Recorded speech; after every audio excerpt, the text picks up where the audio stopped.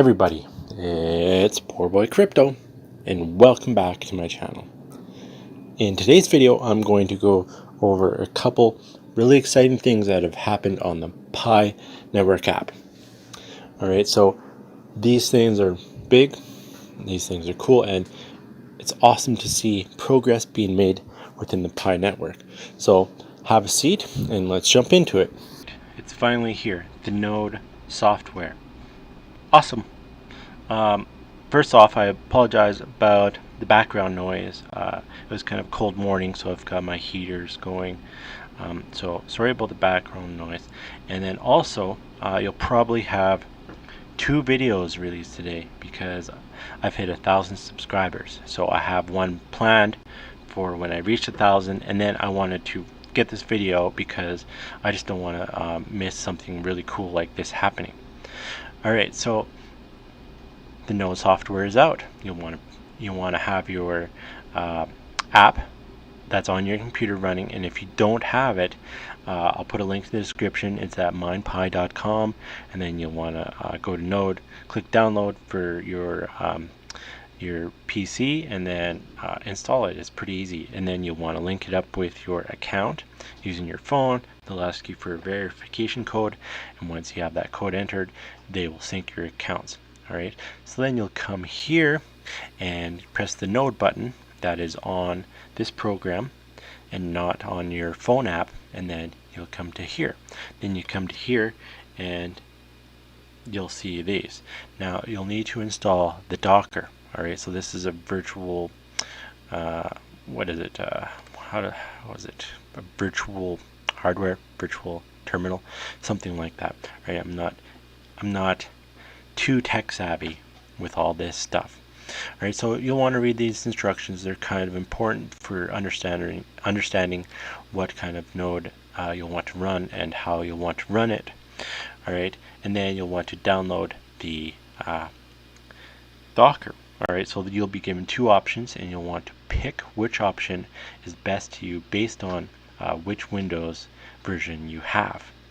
Alright, and then once you for the first option, it's I believe for Windows Pro and another version of Windows, and then the second option would be for Windows 10, Windows 7, and all that other stuff. Alright, so once you press the second button, you'll be brought to a page. You'll need to figure out which Docker is best suited for you. So the whole process is a little bit complicated.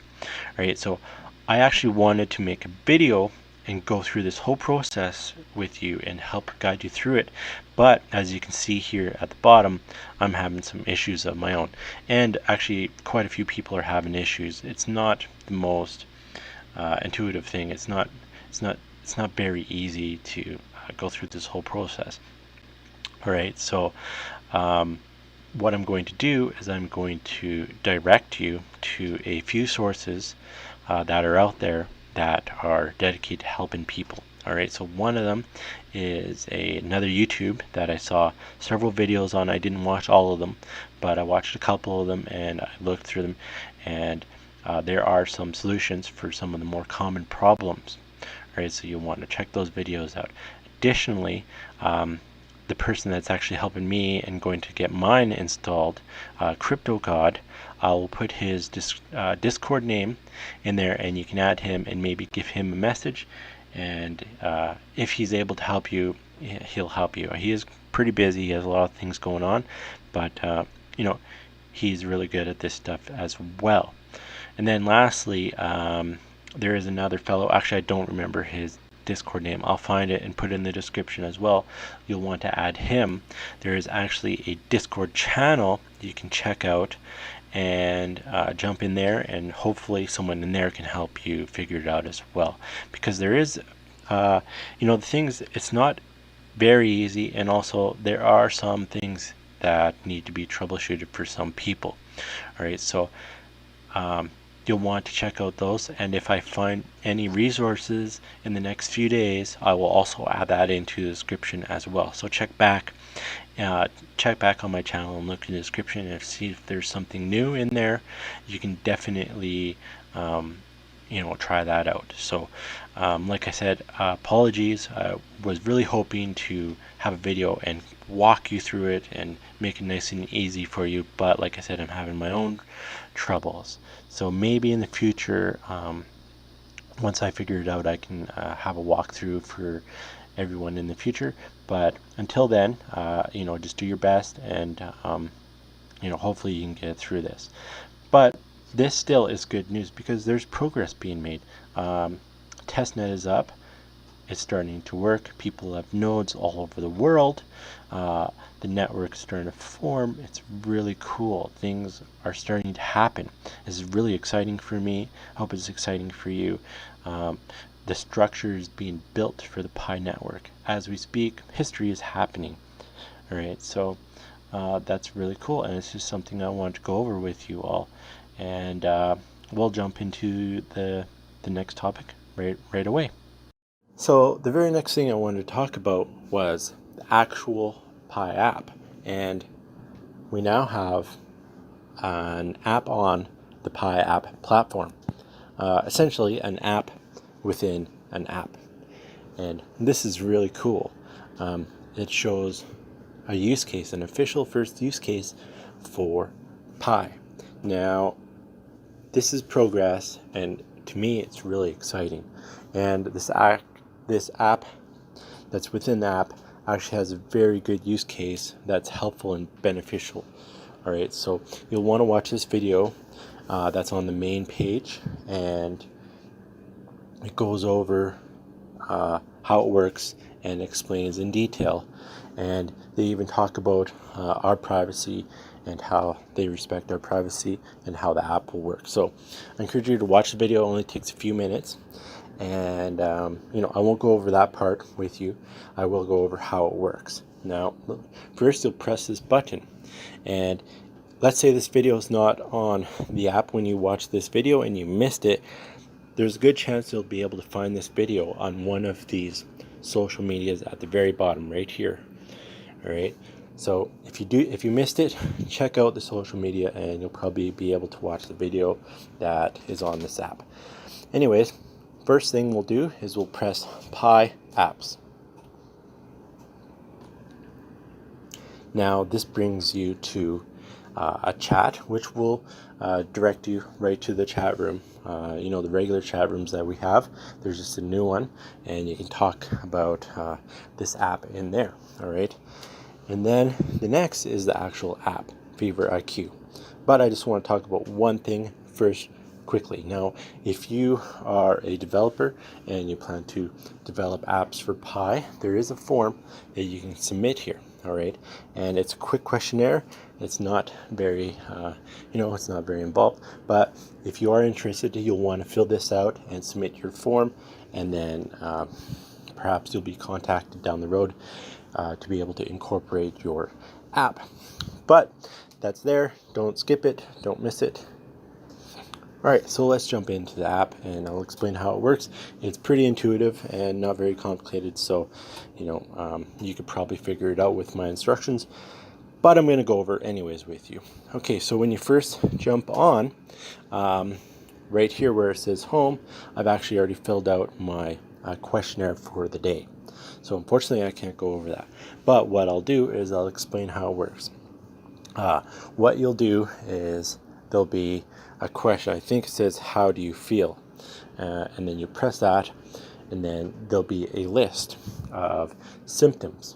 All right, so you'll want to click, if you actually are not feeling well, you'll want to click and explain the symptoms that you have. All right, so and if you're not sick, if you feel perfectly fine, it's still important to come in here and say no symptoms, because that data is also important as well. All right, this helps. The more data they have, the better their ability to use this app is. All right, so one of the cool things about this is when you submit your entry, you actually earn 0.001 Pi. All right, so that's pretty cool. You get a reward. Now, the other thing that you can actually do is Here, let's zoom out. All right, so we actually have some kind of access to this data.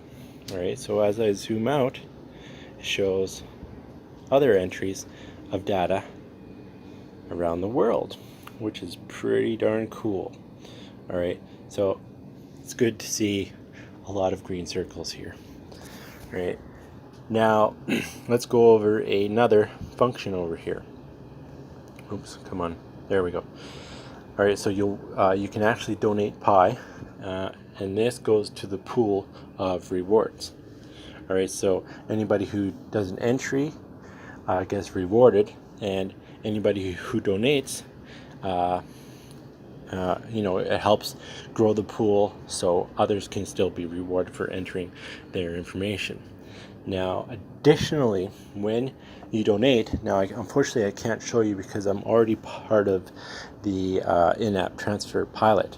All right, but when you donate, it actually gives you a questionnaire in which a questionnaire for KYC. Right, so this means that once you donate, you fill out a questionnaire for KYC, and you can possibly select for future in-app transfer to be included in the in-app transfer in the future. So that is something to consider. All right, so that's something that we're all going to need at some point. And then, of course, it kind of goes over the explanation of the whole thing over here. And I'll let you go over that whenever you feel like it. All right, but anyways, I just wanted to show you guys that, and I kind of want to also explain what that means for us. So I do want to talk a little bit about these two additions to the Pi network. These things are very important. All right, these are huge steps and milestones in the Pi network app. All right, so the app on the app platform is a use case. Pi officially has a use case now. All right, this is huge, and the platform means that there will be more apps added on in the future. And essentially, this means that the use cases are unlimited for Pi. It's basically whatever we can think of and implement properly can be added. All right, so this is huge. Right, the other thing that is important is with the Node software being available to us, we can now properly secure and establish a network. All right, so these things will take time. However, we now have the structure and the capabilities able to make this network work. All right, so all this time that we've been waiting and all the time that it's taken to get to this point is starting to pay out. All right, we are starting to see the potential here. Right, so any doubts that have been put out can start being squashed, as the Pi network shows that it is here, it is legitimate, and it is going to work, and it's going to work for a lot of us, and it's going to work well for a lot of us. So we still need some more patience. We still need to wait for these things to happen and to happen properly. We don't want it to rush, so just be patient. Help grow the Pi network, help make it work properly, and things will happen when they happen, and it's better to let them happen properly instead of having them rushed. All right, so with that spiel out, I think this video has come to a conclusion, and I do have other videos pertaining to other cryptocurrency and how to earn them, and I do have other Pi videos, a whole bunch of them. So if this video is something you liked, please give me a thumbs up and subscribe to my channel and check out some of the other videos, and hopefully you can learn some more about Pi. And until next time, get claiming.